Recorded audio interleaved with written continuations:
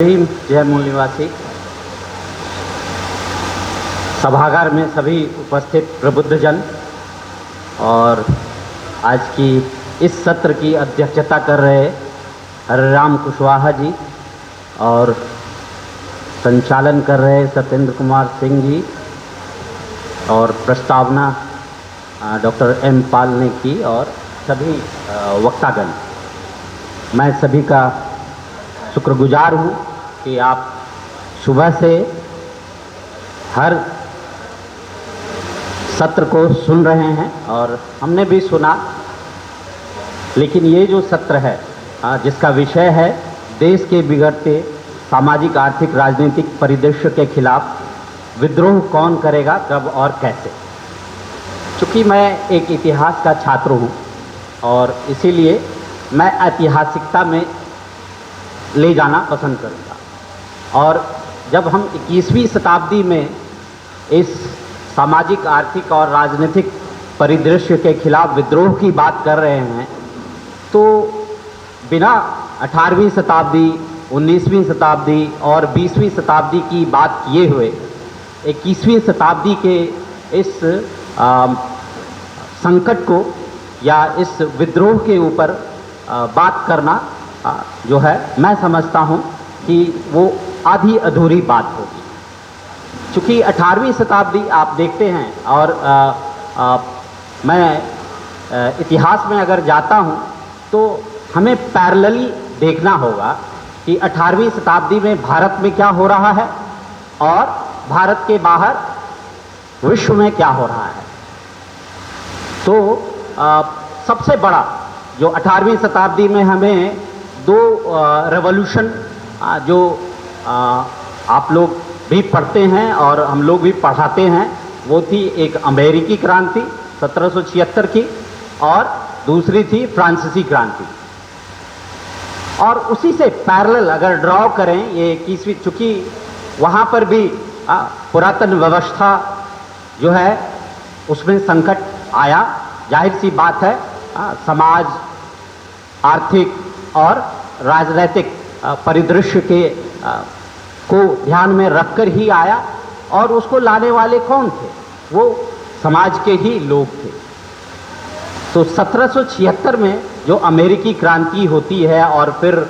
संविधान की नींव रखी जाती है, फिर 1789 में फ्रांसीसी क्रांति होती है और संविधान की नींव रखी जाती है। और जितना जो सामंतवाद होता है और जो वर्ग में बटा हुआ समाज होता है वो बदलता है। और जब हम 18वीं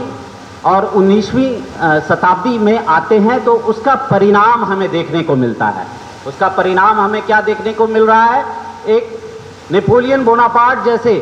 साधारण व्यक्ति को भी फ्रांस की सत्ता पर बैठने का सुख प्राप्त होता है। तो जाहिर सी बात है कि ये 18वीं और 19वीं शताब्दी के जो ये घटनाएं हैं उसका रिपरकशंस, उसका इम्पैक्ट, उसका प्रभाव जो है वो भारत पर भी पड़ रहा है। जैसा कि संजीव जी ने कहा कि अगर हम विद्वत जनों की बात करते हैं या इंटेलेक्चुअल्स की बात करते हैं या चिंतकों की बात करते हैं तो हम कार्ल मार्क्स की तो बात कर लेते हैं, लेकिन हम वहीं फूले को भूल जाते हैं। और चूँकि ये मंच जो है फूले और अम्बेडकरवादी विचारों के लिए है, तो आप देखेंगे कि 18वीं शताब्दी में जो विद्रोह हो रहे हैं भारत में, खास करके जिसको कि हिस्टोरियन ने या जो इम्पीरियलिस्ट या इम्पीरियलिस्ट एडमिनिस्ट्रेटर ने जो है उसको आदिवासी कहा, वो कौन थे? वो मूल निवासी तो ही थे। चाहे आप तिलका मांझी का नाम लें और उसके बाद जो है सिद्धू कान्हू, चांद, भैरव, बिरसा मुंडा, तो हम देखते हैं कि हमारा जो ये मूल निवासी समाज है ना सिर्फ 19वीं शताब्दी या 20वीं शताब्दी में बल्कि उसके पहले से ही वो सचेत है अपने अधिकारों को के लिए। और वो चुनौती सिर्फ भारतीय समाज के लिए ही पेश नहीं कर रहा है, बल्कि वो जो औपनिवेशिक सत्ता थी उसके खिलाफ भी चुनौती पेश कर रहा था और उससे हमें सीख लेने की ज़रूरत है। क्योंकि हम उस पर बात करें कि विद्रोह करेगा कौन, तो जाहिर सी बात है हमें और इतिहास में एक इतिहासकार हुए हैं E.H. कार, वो कहते हैं कि हमें बहुत वर्तमान को समझने के लिए बहुत में जाना पड़ेगा ताकि हम भविष्य में वैसी जो है गलती ना करें और जो है हम ठीक से उसको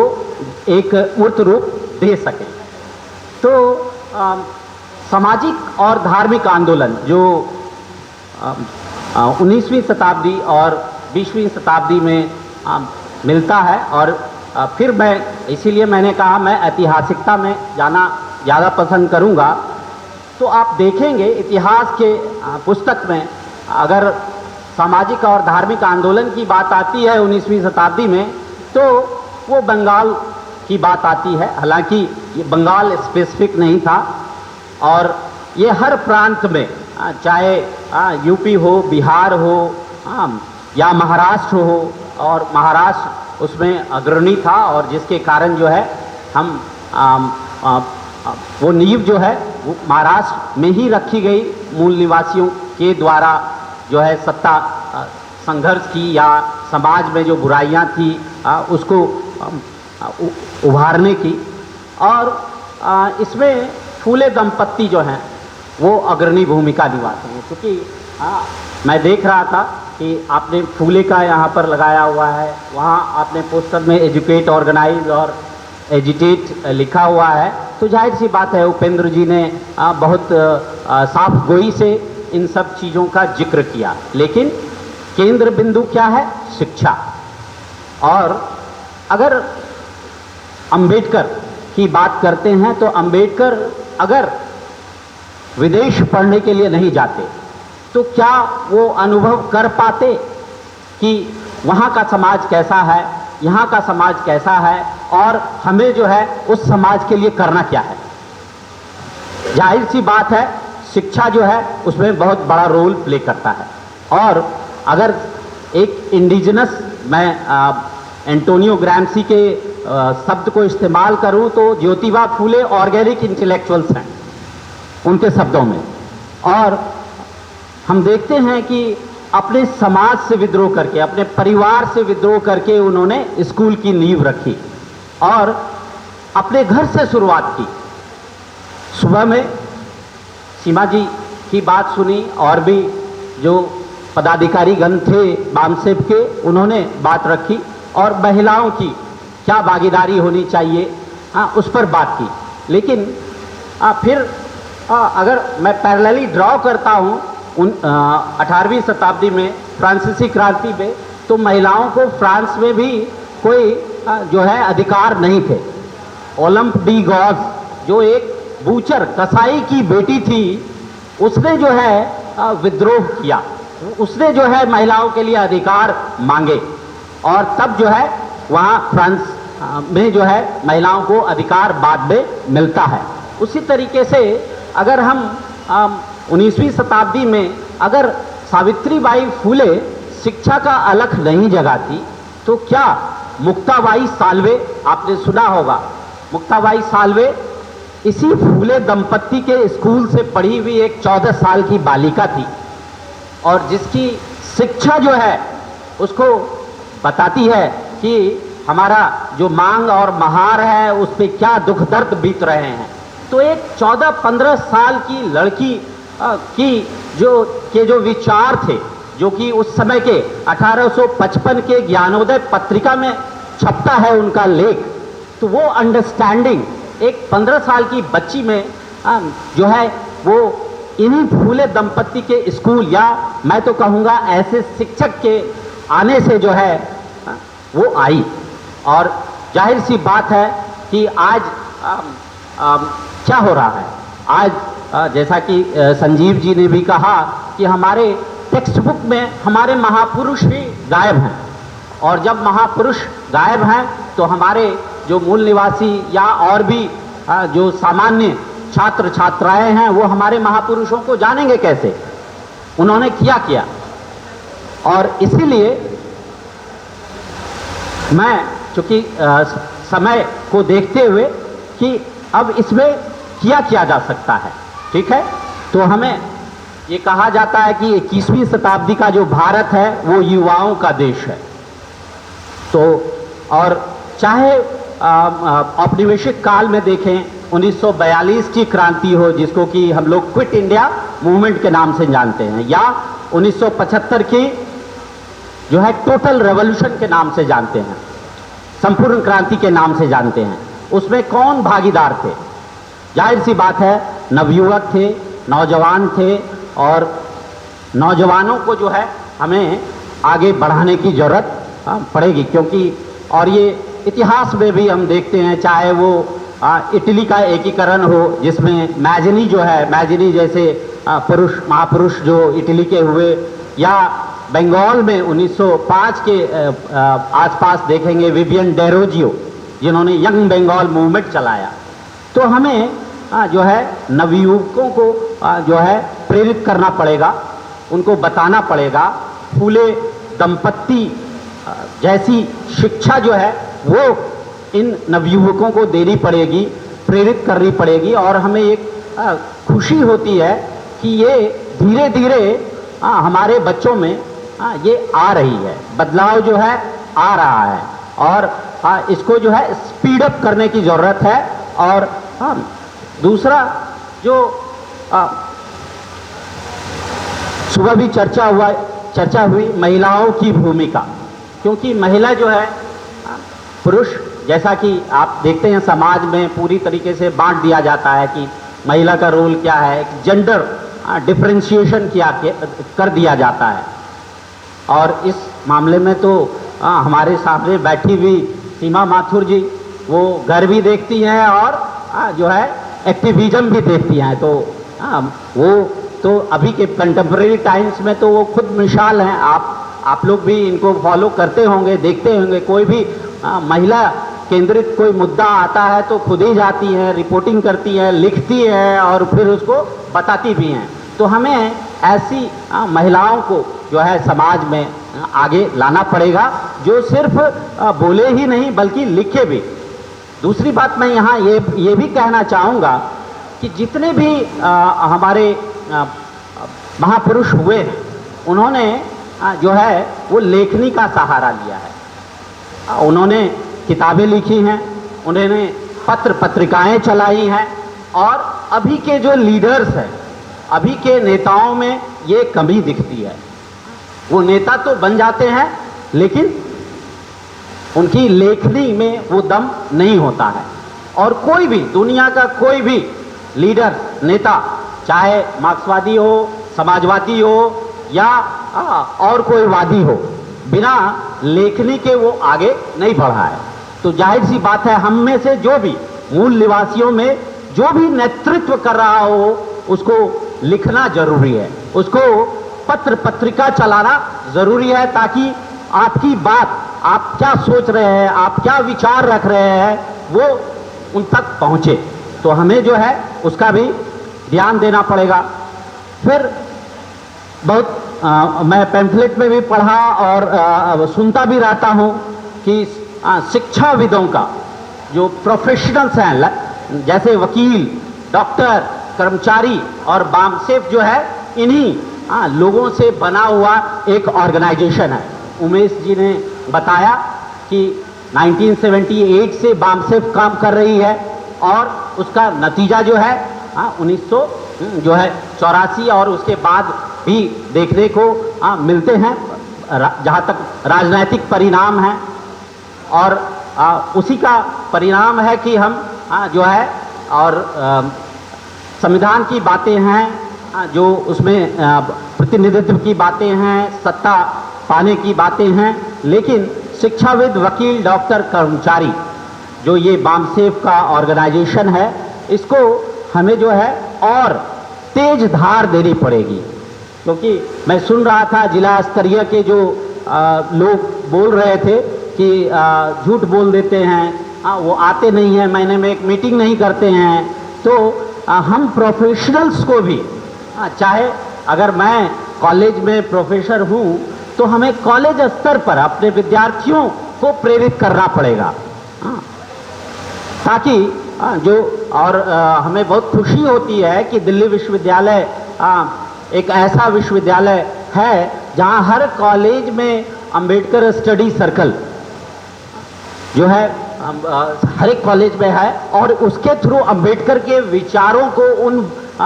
विद्यार्थियों तक पहुंचाने का काम किया जाता है। और विद्यार्थी कहता हूं तो उसमें सिर्फ मूल निवासी नहीं होते हैं, सवर्ण भी होते हैं, वो भी बाबा साहब अंबेडकर के विचारों को जानते हैं, समझते हैं, बहस करते हैं, डिबेट कंपटीशन हम लोग ऑर्गेनाइज करते हैं ताकि उनके बीच में भी, और जब वो अपने आप को एक्सप्रेस करते हैं तो वो स्वीकार करते हैं कि सर हमने जो है ये होते हुए तो देखा, लेकिन फील आज कर रहा हूँ, या जब मैं लिटरेचर पढ़ रहा हूँ, वेटिंग फॉर वीजा पढ़ रहा हूँ, गुलामगिरी पढ़ रहा हूँ, तब मैं उस चीज़ का एहसास कर पा रहा हूँ कि सही मायने में उनके साथ कैसा घटित हो रहा है। तो हमें इस तरीके से भी अपने विद्यार्थियों को, या जो वकील हैं, जो डॉक्टर्स हैं, जो भी मरीज या जो भी उनके मुलाजिम आते हैं, उनको भी एक फूले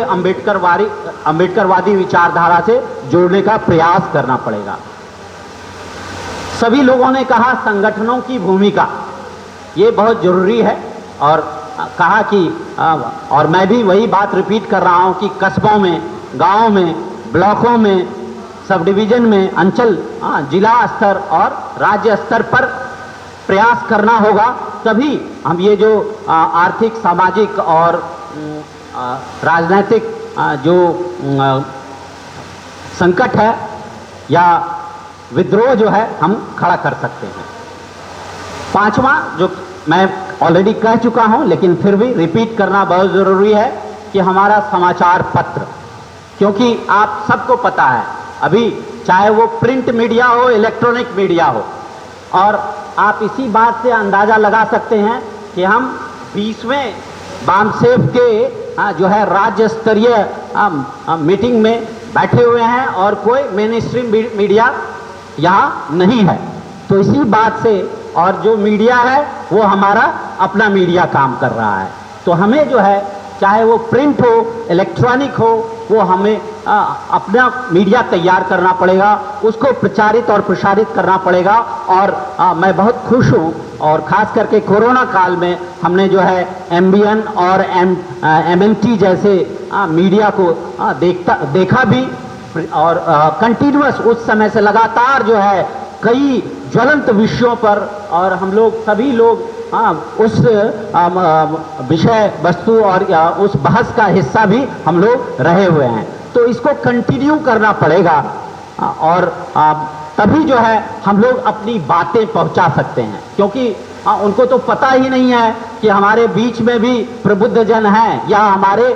बीच में भी अलग विचार हैं। वो तो वही देख रहे हैं जो जीटीवी पर आ रहा है, जो आज तक पर आ रहा है, और दूसरे जो खरीदे हुए मीडिया दिखा रहा है और एजेंडा तय कर रहा है, नैरेटिव बना रहा है। तो हमें जो है अपना समाचार पत्र और मीडिया खड़ा करना पड़ेगा। फिर अब मैं घूम रहा था, देखा कि महापुरुषों के जो बारे में जागरूकता फैलाने की जरूरत है। बहुत सारे